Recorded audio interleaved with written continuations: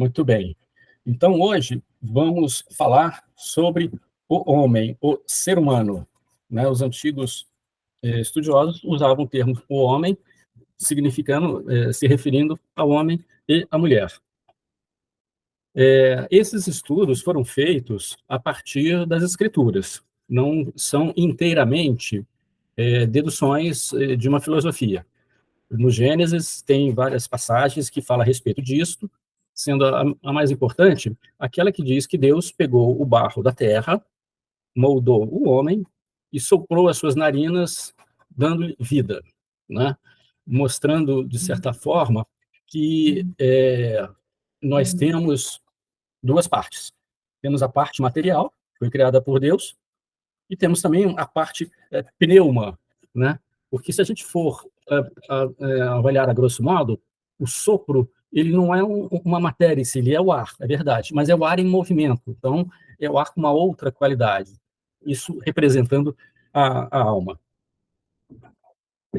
A gente tem que, é bastante útil que a gente entenda bem a questão da alma humana, porque isso, bem entendido, já exclui, por natureza, a, a, a hipótese da reencarnação, a teoria espírita.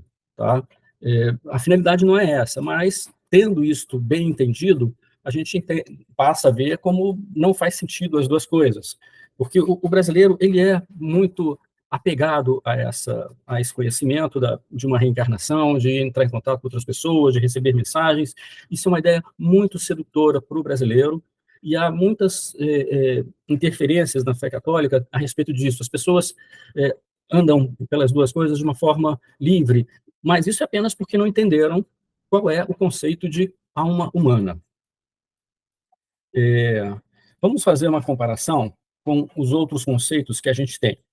Nós temos Deus, puro espírito, ele tem uma substância única, pura no sentido que é só espírito. No caso, a gente sabe que o Deus são três pessoas. Nós temos os anjos, que possuem a natureza imaterial, de substância simples, pura também. Substância simples significa que não tem corpo, são só espírito. Nós temos o homem, que é uma natureza composta, uma substância composta.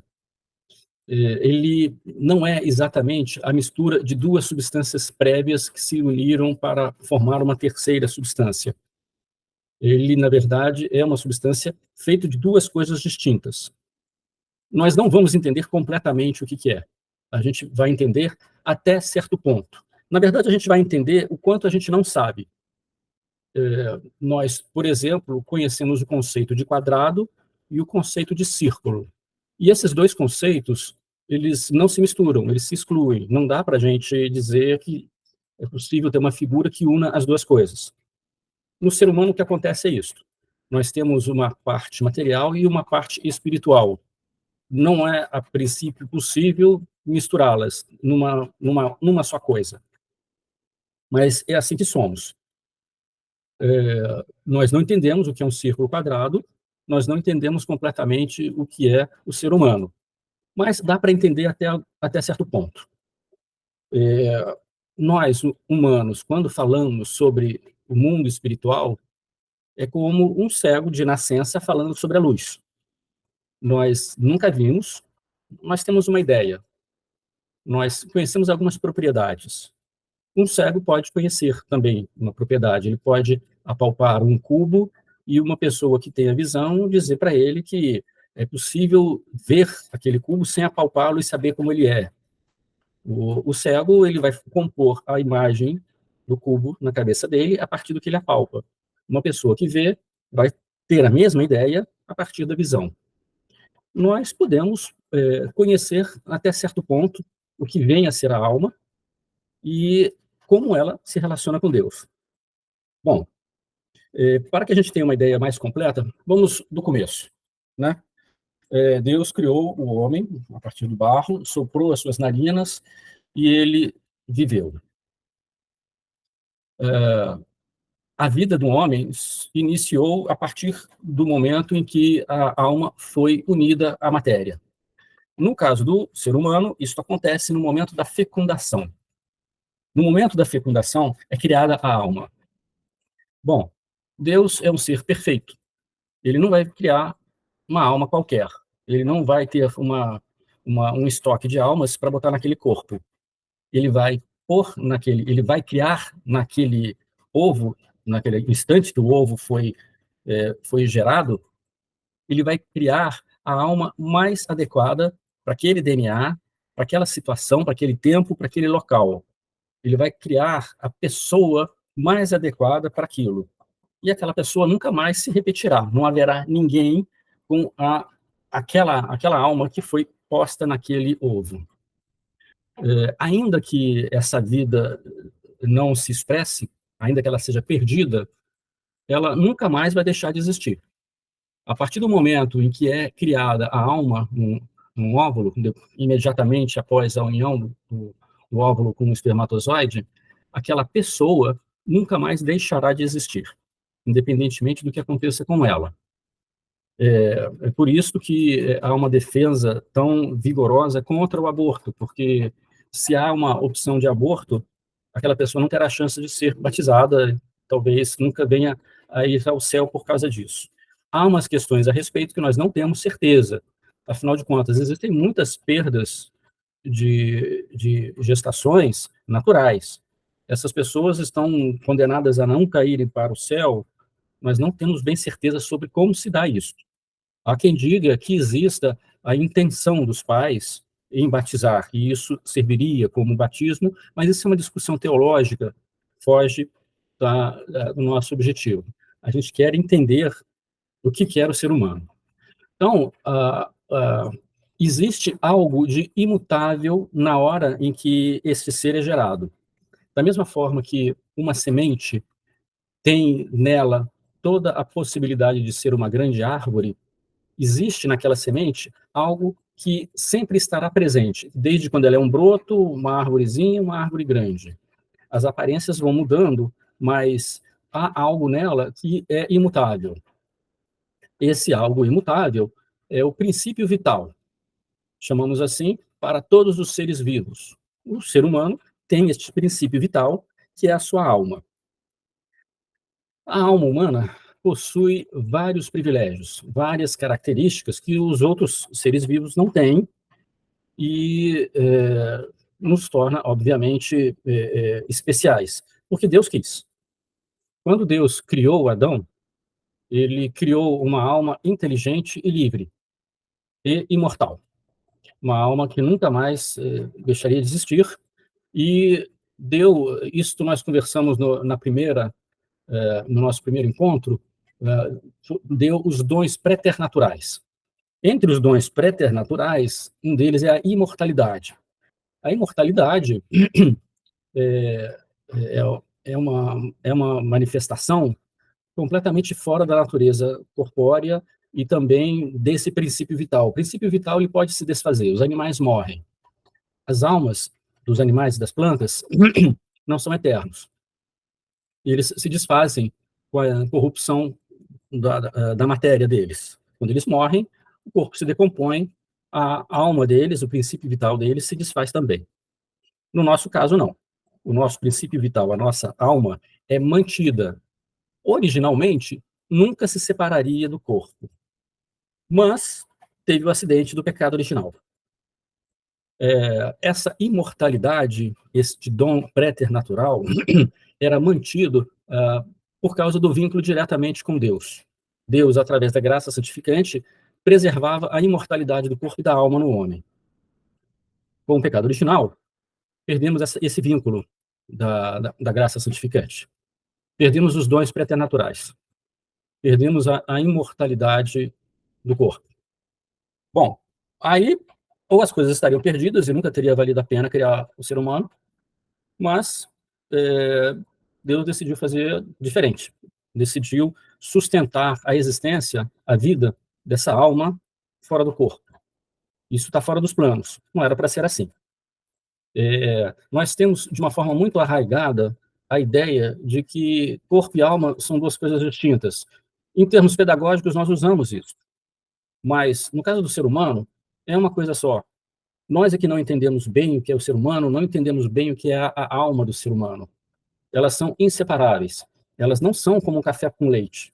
A gente tem de um lado café, de outro lado leite, misturamos, temos uma nova mistura, café com leite. Não era isto, tá?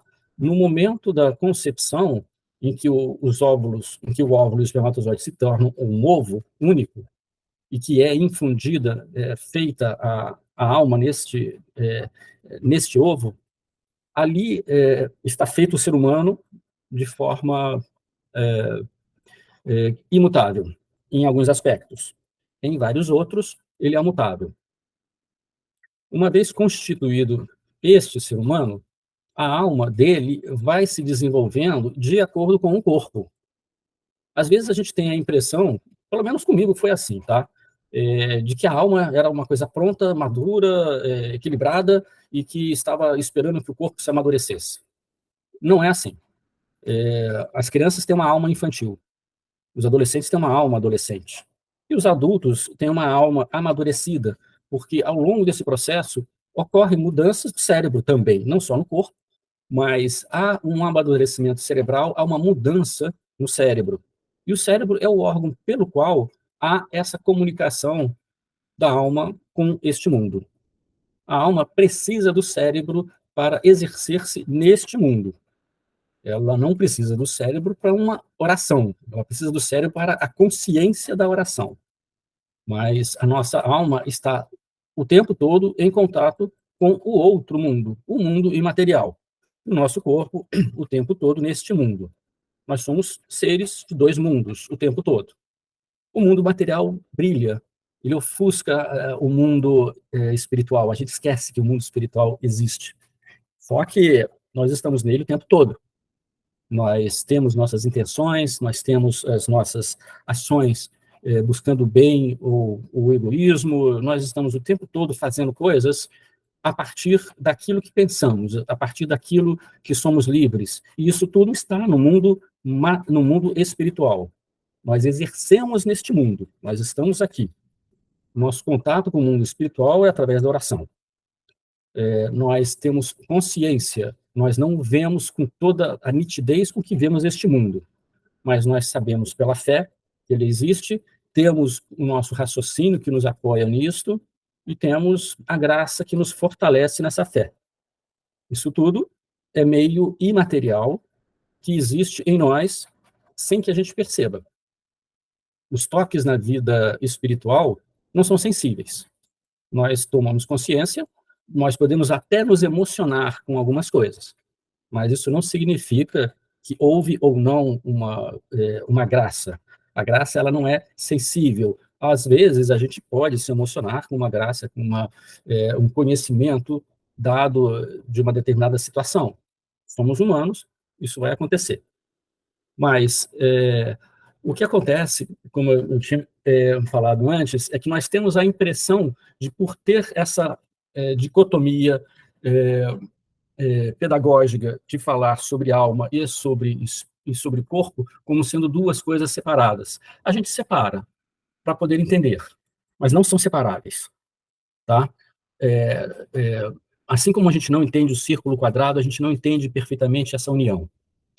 Existe uma união indissolúvel que, por exceção do pecado original, é preservado após a morte a alma. Não seria assim. Isso não é o natural do ser humano. Isso é uma condição de exceção que Deus criou devido à corrupção e à perda do vínculo através do pecado original. Mas é algo equivalente a uma situação milagrosa, a manutenção da existência da alma sem corpo, no caso do ser humano. É uma situação que não seria, vamos dizer, o lógico depois que o ser humano foi criado. Seria algo como que eu separar uma ideia de um objeto. A gente tendo um triângulo, a gente observa a forma do triângulo. Nós não conseguimos separar a forma do triângulo da ideia do triângulo. São coisas que são inseparáveis, da mesma forma como a nossa alma não é separável do nosso corpo. O termo que se usa para designar a alma também dito como forma. A forma, ela se confunde, o termo forma se confunde com a aparência física, com a silhueta. Não é exatamente nisso. O termo forma usado, a forma do corpo daquela pessoa, seria para designar a pessoalidade, a identidade daquela pessoa. Nós identificamos as pessoas pela aparência delas. Só que há mais do que isto. Nós sabemos que pessoas com o mesmo código genético têm a mesma aparência, mas não têm a mesma alma. Elas não têm a mesma forma. Vamos dizer, aquilo que a pessoa é, que é constituído pelo corpo e pela alma, está contido na forma da pessoa enquanto substância. Bem, vamos simplificar um pouco mais as coisas. Vamos analisar aqui, entender um pouco mais a parte da alma.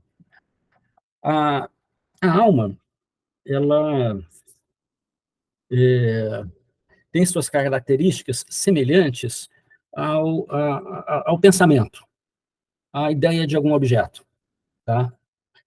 A alma tem a mesma natureza da ideia que fazemos das coisas, e é através dela que a nossa inteligência existe e consegue abstrair o conceito das coisas. Nós temos uma inteligência biológica também, muitos animais têm, mas o termo inteligência é o mesmo, usado para coisas diferentes, isso confunde. A alma tem a sua inteligência na capacidade de entender o que as coisas são. Nós temos uma inteligência biológica no sentido de resolver problemas, principalmente relacionados à sobrevivência, que os animais têm. Né? Por exemplo, caçarem em grupo. Né? Existe uma certa ordem nisso, existe uma certa inteligência nos animais que caçam, ou o contrário, que fogem. Bom, essa inteligência, ela é da mesma natureza da ideia das coisas. Entendendo o que são as ideias, a gente pode entender um pouco o que vem a ser a nossa alma. As ideias, elas têm suas características, e mesmo que a gente seja cego para vê-las, ainda que o cego de nascença nunca tenha visto a luz, ele conseguiria entender algumas propriedades da luz. Existe matemática que consegue descrever, existe experimentos que lidam com raios invisíveis, então, alguma coisa nós somos capazes. Vamos usar aqui um pouco a nossa inteligência para captar o que é algumas características da alma. Inteligibilidade. Nós temos a capacidade de entender o que as coisas são. E as coisas em si são coisas inteligíveis. Uma cadeira, uma árvore, uma roupa, objetos que existem. Eles têm uma ideia, e essa ideia nós conseguimos capturar e conseguimos transmitir, o que prova que há uma coincidência de conceito. As pessoas entendem do que eu estou falando quando eu me refiro às palavras que quero dizer. Traga aquela cadeira. A pessoa vai procurar a cadeira que está, ela não vai pegar a mesa. Ela entendeu o que eu quis dizer. Eu transmiti um conceito. Então, este conceito é transmitido de uma alma para outra, captada pela inteligência, através dos sentidos. Através da capacidade motor eu transmito, através dos sentidos a outra pessoa capta o som, entende o significado e obedece ao pedido. Outra característica da ideia é a sua incorporeidade. Não tem matéria. Por natureza, a ideia é imaterial. A gente tem que prestar atenção quanto a isso, porque há filosofias que confundem mais ou menos o imaterial com o inexistente. E não pode ser assim. Senão o mundo espiritual não existiria. O mundo espiritual é todo imaterial, mas existe e interage conosco. A característica de imutabilidade. A ideia de uma cadeira, ela é sempre uma cadeira. Ela pode variar de uma cadeira para outra, mas ela não muda. Se mudar, deixa de ser cadeira. Ou é a cadeira ou não é. Da mesma forma, a nossa alma, a substância da nossa alma, aquilo que a gente é, não muda. Muda a aparência, muda a cultura, muda a história, muda a experiência. Nós podemos ter um braço amputado, não vamos deixar de ser nós mesmos. Nós podemos sofrer uma lobotomia e ter uma mudança do nosso temperamento, mas não vamos deixar de ser nós naquilo que somos. Haverá mudanças na parte que é mutável do nosso corpo, mas a parte imutável, que está na alma, que ela é inatingível, ela é eterna, imortal e imutável. Ela existe por si mesma, as ideias existem. Ainda que eu destruísse todas as cadeiras do mundo, restaria a ideia de cadeira. A ideia, ela não se corrompe. A matéria se corrompe. Eu posso destruir todas as cadeiras. E ainda assim, eu conseguiria voltar a construir, porque eu tenho a ideia da cadeira. Então, ela existe por si mesma. É verdade que se todos os seres humanos morressem, bom, aí realmente não teria uma reserva, a não ser em Deus, a respeito dessa ideia. Ela, a ideia, ela é única. Não existe uma ideia que seja um pouco disso e um pouco daquilo. Ela é inteiramente a cadeira, ela não é um pouco mesa, nem um pouco um computador, alguma outra coisa, não sei. Uma cadeira, ela é inteiramente ela mesma, apenas ela mesma. Na alma humana também. A alma humana, ela tem a propriedade de captar conceitos externos, ela não é corpórea, ela existe por si mesma, ela não muda, a substância é imutável da nossa alma, a substância originária que Deus criou no momento da fecundação. Ela, no caso do ser humano, é diferente de uma ideia de uma cadeira, porque a ideia de uma cadeira é puramente imaterial. No ser humano, não. O ser humano é composto. O ser humano é sempre junto, a matéria e o espírito. Tanto que depois, na eternidade, depois do final dos tempos, o corpo voltará à alma e nós seremos completos. Nós estaremos inteiramente como foi originalmente pensado por Deus, como foi planejado por Deus, sem imperfeições, nem no corpo, nem na alma. A alma, ela não perde a identidade dela.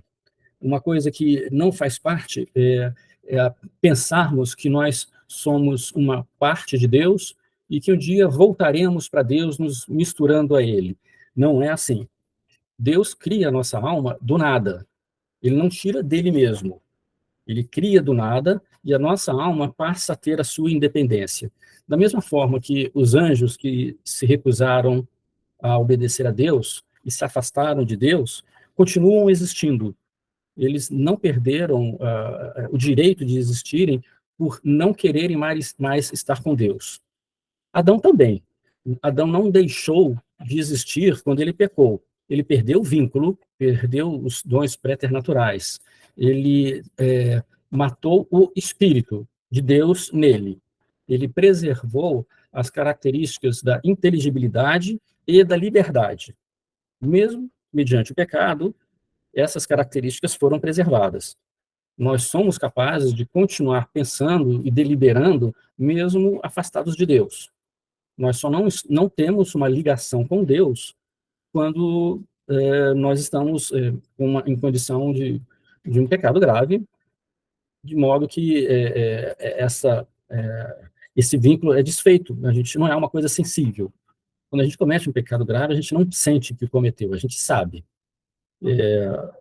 Mas as características da alma humana são preservadas, né? Bem, a, a alma humana, ela, assim como as almas dos outros seres vivos, ela é quem dá. Voltando a falar um pouco mais sobre isso, os outros seres vivos possuem o seu princípio vital, aquilo que dá a vida àquele ser. No caso do homem, esse princípio vital foi dotado de inteligência, liberdade e outras propriedades, como, por exemplo, a inclinação para a beleza, a inclinação para a verdade, para o que é justo. Isso foi criado, foi infundido, faz parte da nossa natureza. a gente buscar a felicidade, buscar ser feliz através de amar uma pessoa. Essa é a forma como nós nos completamos. Só que todos esses atos passam pela deliberação da nossa vontade em realizá-los ou não. Nós temos a possibilidade de não fazer as coisas porque preferimos fazer de outro jeito e não precisamos dar satisfações a ninguém. De fato, o ser humano é capaz de fazer uma coisa porque quer fazer sabendo que está errada. Não teremos limite para isso. Nós só poderemos fazer isso enquanto estivermos nesse mundo, porque a partir do momento em que morremos, as coisas são congeladas. Não haverá mais a deliberação quanto a uma escolha ou outra. A escolha já foi feita, foi usada toda a vida para conhecer as coisas e escolher o que a gente quer. A partir da morte, a nossa alma não precisará mais escolher. Ela já escolheu e ficaremos com o que foi escolhido, seja estar perto de Deus, seja estar afastado dele. A característica da liberdade na alma é exercida aqui neste mundo. A gente não vai deixar de ser livre depois, mas já não teremos mais opção. Ou estaremos longe de Deus e não teremos como mudar isso, ou perto deles não precisaremos mudar isso. A característica da liberdade não precisará mais ser escolhida, até onde a gente sabe, porque a gente sabe muito pouco sobre como será a vida no céu. A princípio é na presença de Deus e o que maravilhas isso envolve são só especulações. Nós não temos ideia de como será. Mas o que é aqui, isso sim, a gente conhece, a gente vê, e na medida em que a gente vai aprofundando no conhecimento das coisas, a gente vai tendo mais fineza na liberdade. A gente vai podendo optar com mais profundidade o amor a todas as coisas. No final das contas, o que importa é que a gente conheça o que agrada a Deus, o que agrada a Deus coincide com o que nos faz feliz. Paradoxalmente, o que não agrada a Deus não nos leva à felicidade. Pode levar a uma satisfação da soberba, do orgulho, mas não a felicidade propriamente dita. A nossa alma tem este instinto, assim dizendo, pelo que é bom. Ela busca isso na execução de todas as coisas, usando a nossa liberdade, a nossa consciência, para realizar atos de bondade, e com isso nós estamos nos aproximando de Deus e nos tornando mais felizes. O que acontece é que, às vezes, os atos de bondade são difíceis. Não dá para se manter o tempo todo, podem ser custosos, podem exigir sacrifícios, podem exigir abdicações de várias coisas. Então, há momentos em que ser bom custa mais e a gente prefere ser um pouco egoísta. Bom, isso se passa, né? Daí que vem a santidade. A santidade é o superar-se para estar sempre em união com Deus, ainda que não se experimente imediatamente a felicidade da santidade. Ainda que isso não seja imediatamente percebido, só venha a ser percebido depois, nós, por fé, continuamos fazendo aquilo que acreditamos que Deus quer que nós façamos, para que a gente se santifique. Bom, esse assunto é um assunto profundo, a gente não vai esgotá-lo, vamos continuar estudando em outras ocasiões, mas a ideia principal que precisa ficar é de que a alma humana só existe para o corpo que nós temos, ela é inseparável, ela vai ser separada na morte como uma condição excepcional, jamais servirá para alguma outra finalidade. Não é porque ela é separada na morte que é possível que ela volte a habitar um outro corpo. Deus faz a melhor alma possível para cada corpo, de cada situação que existe. Dessa forma, nós vemos a perfeição de Deus nas coisas. Como eu falei, não há uma produção em série de almas. Há almas específicas para cada característica que aquela pessoa precisará na situação em que viverá. Por isso também que os julgamentos, as comparações são sempre equivocados. A gente se baseia em nós mesmos para julgar os outros. Isso está sempre errado, porque os outros são sempre bem diferentes, têm as suas histórias diferentes, têm as suas almas diferentes, e nisso a gente se engana quando faz qualquer tipo de juízo com uma comparação. Muito bem. Então, eu encerraria essa apresentação e nós podemos tirar as dúvidas que quiser. Eu vou fazer o seguinte, vou parar a gravação agora e a gente continua conversando o que vocês desejarem, tá?